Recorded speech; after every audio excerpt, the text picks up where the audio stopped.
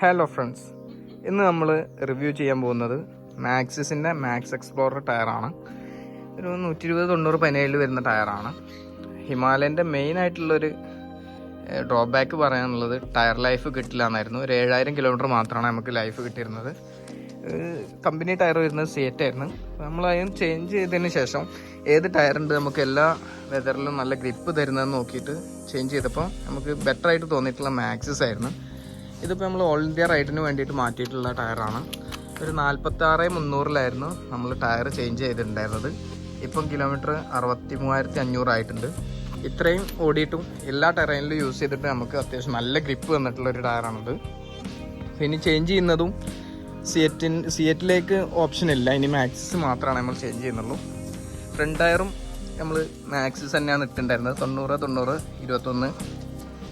അപ്പോൾ ഇനിയിപ്പോൾ ചേഞ്ച് ചെയ്യാനുള്ള സമയമായിട്ടുണ്ട്.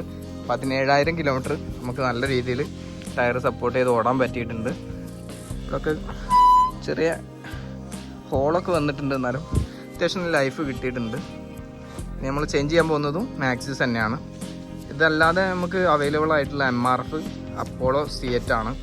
ഇതിലെല്ലാത്തിനെക്കാട്ടിലും ഏറ്റവും ബെറ്റർ പെർഫോമൻസ് നമുക്ക് കിട്ടിയിട്ടുള്ളത് ഈ മാക്സിസിൽ തന്നെയാണ്. അപ്പോൾ അടുത്ത ഒരു വീഡിയോ ആയിട്ട് നമുക്ക് വീണ്ടും കാണാം. അപ്പോൾ എല്ലാവരും മാക്സിസ് ട്രൈ ചെയ്യുക. ഹിമാലയ ഉള്ള എല്ലാവരും മാക്സിസ് ട്രൈ ചെയ്യുക. മാക്സിസ് തന്നെയാണ് നമുക്ക് ഏറ്റവും കൂടുതൽ ലൈഫ് കിട്ടുന്ന ടയർ.